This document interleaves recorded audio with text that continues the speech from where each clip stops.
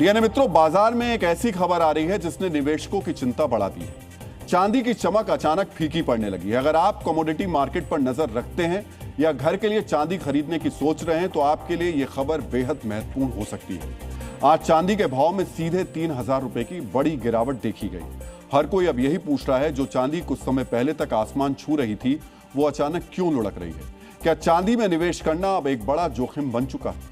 अगर हम खुदरा बाजार की बात करें तो वहां भी चांदी 5,000 रुपए टूटकर 2,85,000 रुपए प्रति किलोग्राम तक आ गई है। आज एमसीएक्स बाजार में भी करीब 3% की बड़ी गिरावट आई।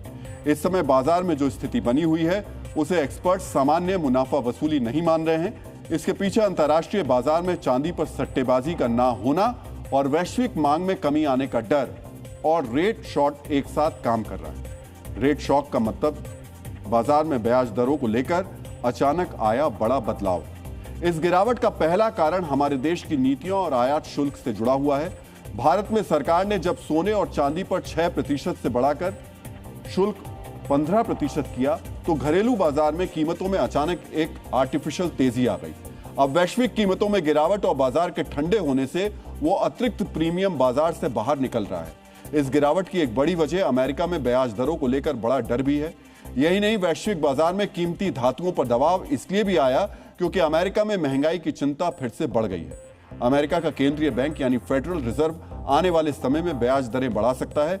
नियम यह है, जब अमेरिकी बॉन्ड से मिलने वाला रिटर्न बढ़ता है तो चांदी जैसी संपत्तियों का निवेशकों में आकर्षण घट जाता है, क्योंकि चांदी पर कोई नियमित ब्याज या रिटर्न नहीं होता। इसका एक बड़ा फैक्टर बाजार में शॉर्ट बिल्डअप का होना है। जब बड़े व्यापारी और निवेशक ये भांप लेते हैं कि कीमतें नीचे जाने वाली हैं तो वो कीमतों के गिरने पर मुनाफा कमाने के लिए नए दांव लगाने लगते हैं। इसे बाजार की भाषा में शॉर्ट पोजीशन कहते हैं। जब ये बिकवली बढ़ती है तो कीमतों पर दबाव और ज्यादा गहरा हो जाता है।